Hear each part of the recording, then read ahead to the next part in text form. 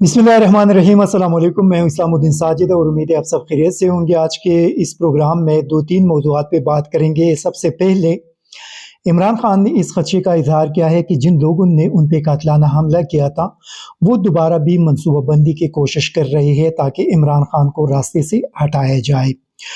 दूसरा एक और सबसे इम्पोर्टेंट इशू जिस पे कल भी हमने बात की थी कि पाकिस्तान की माशी सूरत-ए-हाल बहुत तेज़ी के साथ इंतहाई बदतरीन हालत की तरफ जा रही है और उसका असर पूरी पाकिस्तानी कौम पे पड़ेगा। जो आने वाले दिन हैं वो बहुत ज़्यादा ख़तरनाक हैं। एक और इसके अंदर ये भी है कि जो ऑयल कंपनीज़ है पाकिस्तान के अंदर जो बाहर से तेल लेकर आते हैं, उन्होंने हुकूमत को ख़बरदार किया है कि आने वाले दिनों में पाकिस्तान के अंदर जो तेल की कमी या उसके बाहर से इंपोर्ट उसके अंदर मसले पैदा हो सकते हैं।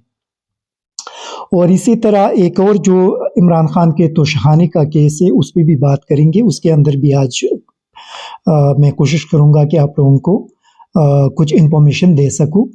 सबसे पहले बात करते हैं इमरान खान साहब के हवाले से कि उन्होंने फ्रांस के एक टेलीविज़न को इंटरव्यू दिया और उसके अंदर उन्होंने इन खदशात का इज़हार किया कि उनकी जान को ख़तरा है।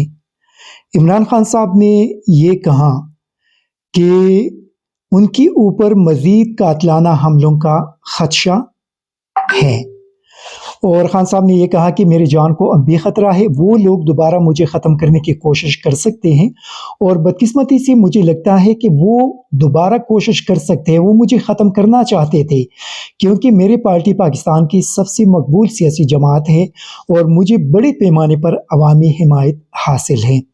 साबिक़ वज़ीर-ए-आज़म ने कहा कि मुझे रास्ते से हटाने का वाहिद तरीका मुझे ख़त्म करना है, लिहाजा ख़तरा मौजूद है। जबकि इस साज़िश का तो मैंने हमले से 6 हफ्ते कबल ही एक जलसे में बता दिया था। मैंने बताया था कि एक मजहबी जनूनी के हाथों कत्ल करवाने का मंसूबा बनाया गया है। आज़ादाना तहकीकात होगी तो साबित हो जाएगा कि इस तमाम मंसूबाबंदी के पीछे कौन था। इमरान खान ने कहा कि हम पर 2 हमलावरों ने हमले किए। चीफ जस्टिस से दरख्वास्त की है कि इस मामले की आज़ादाना तहकीकात की जाए क्योंकि आज़ादाना तहकीकात में साबित हो जाएगा कि इसका फ़ायदा मौजूदा हुकूमत को होता। देखिए, इमरान खान साहब बार बार मुतालबा कर रहे हैं कि उन पे कातिलाना हमले की तहकीकात की जाए, आज़म सवाती के साथ जो कुछ हुआ उसकी तहकीकात की जाए, अरशद शरीफ के साथ जो कुछ हुआ उसकी तहकीकात की जाए। लेकिन बार बार मुतालबात के बावजूद इसके लिए तहकीकात करने के लिए सुप्रीम कोर्ट तैयार नहीं है। इससे आप अंदाज़ा लगाइए कि पाकिस्तान के अंदर क्या सूरत हाल है और यहाँ पे अगर इमरान खान जैसे साबिक़ वज़ीर-ए-आज़म को इंसाफ नहीं मिल सकता तो आप सोच लें कि आम पाकिस्तानियों की क्या हालत है।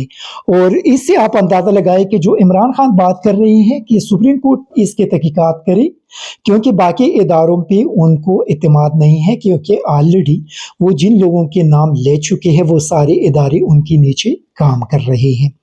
तो अगर इमरान खान को इंसाफ नहीं मिल सकता तो आम पाकिस्तानियों की क्या सूरत हाल है।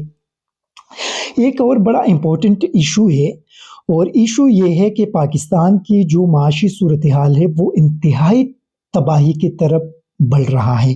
कल जो हमने बात की थी कि पाकिस्तान के कर्ज़ों का जो डिफ़ॉल्ट रिस्क था कल वो 75% था, आज 80% है। इमरान खान ने आज अपने जो लॉन्ग मार्च है उसको खिताब किया और उसके अंदर उन्होंने कहा कि ये जो कर्ज़ों का डिफ़ॉल्ट रिस्क आज 80% पर पहुंच गया। मतलब पाकिस्तान अब अपने कर्ज़ों की किस्तें वापस नहीं कर सकेगा। अब बैरूनी मुल्क हमें कर्ज़ नहीं देंगे। मुल्क की एक्सपोर्ट मुसलसल नीचे जा रही है, मुल्क की आमदन कम और कर्ज़े बढ़ते जा रहे हैं। कर्ज़ों की किस्तें देने के लिए बैरूनी मुल्क से कर्ज़ लेंगे, जब बैरूनी ममालिक से पैसे नहीं मिलेंगे तो ख़तरा है डिफ़ॉल्ट कर जाएंगे। जब मुल्क में डॉलर नहीं आएगा तो पाकिस्तान की जो रुपया है वो नीचे डिवेल्यू होगा।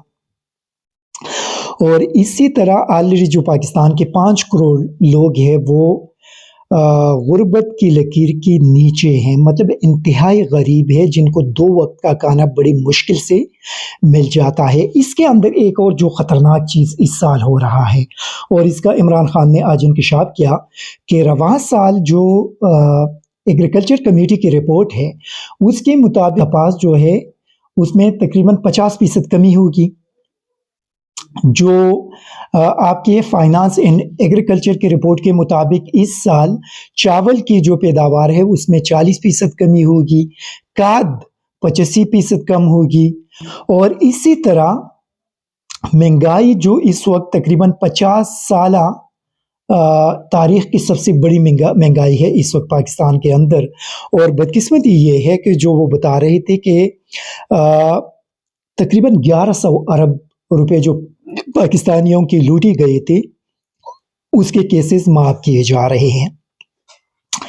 اسی طرح اس میں ایک اور بھی بڑا خطرناک چیز جس کا انکشاف آج عمران خان نے کیا کہ ایک تو شہباز شریف کے کیسز وہ تو ختم ہو گئے، جو 8 ارب کی ٹی کیسز تھے آصف زرداری کی وہ بھی ختم ہو گئی۔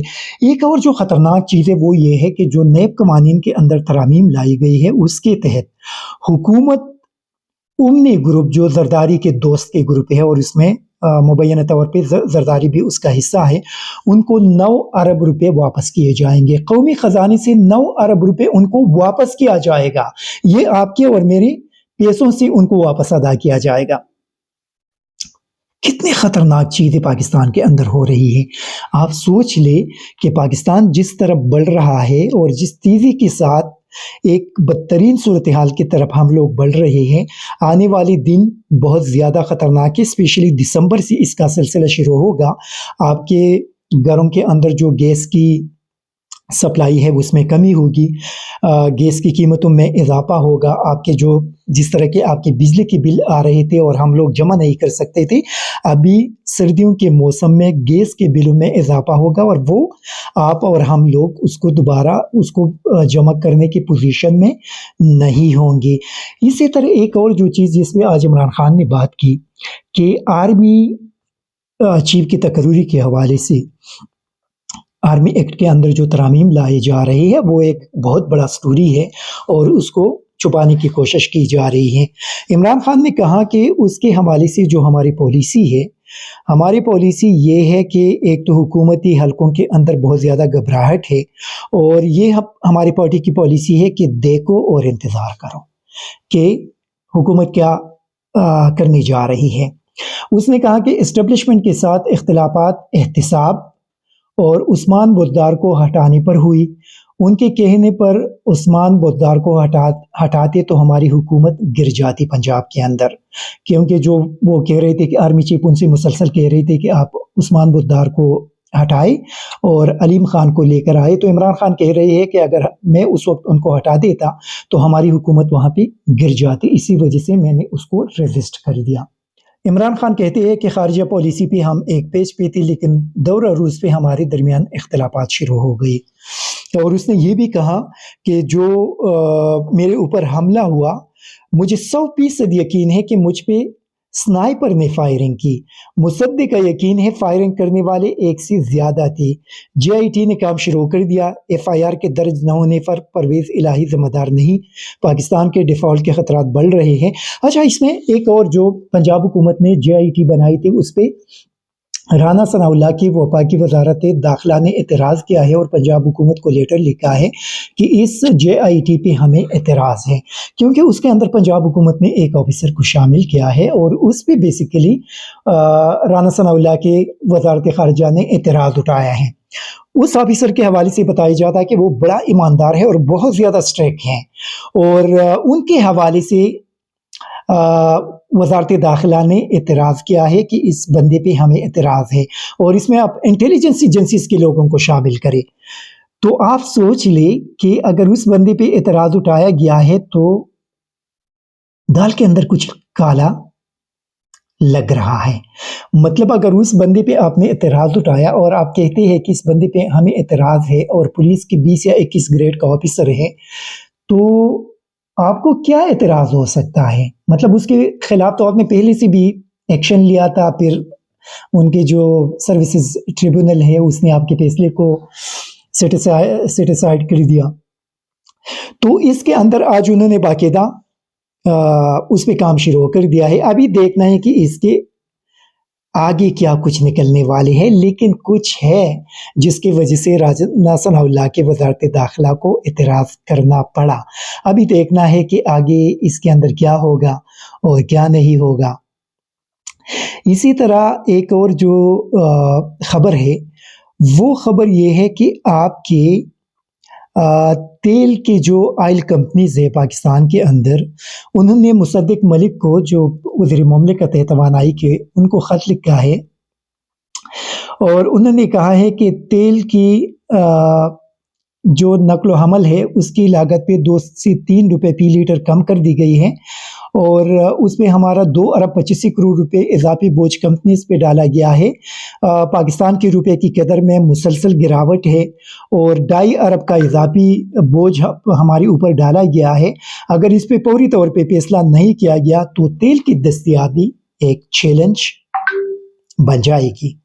یہ صورتحال ہے. اچھا، ابھی عمران خان کے توشخانے کے حوالے سے جو ایک کیس اٹھایا گیا اور ایک بہت بڑا شوشہ چھوڑا گیا، آپ دیکھ لیں ایک چیز بڑا کلیئر ہے.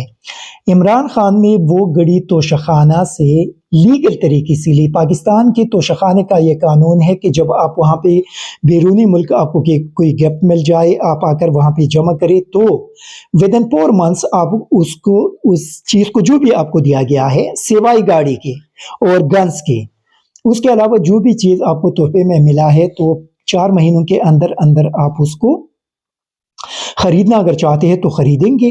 ادروائز سال میں 1 یا 2 مرتبہ اس کی نیلامی ہوگی اور اس نیلامی کے اندر صرف سرکاری جو بیوروکریٹس ہے وہ اور سرکاری آفیشل جو ہے وہ اس کے اندر حصہ لیتے ہیں اور ان کے لیے ایک قیمت مقرر کرتے ہیں اور وہ لوگ اس قیمت پہ اس چیز کو خرید لیتے ہیں. فرض کریں عمران خان اگر یہ گڑی نہ لیتے تو اس کے 4-5 مہینے کے بعد جب اس کے نیلامی ہوتی تو کوئی بیوروکریٹس اس کو خرید کر لے جاتا.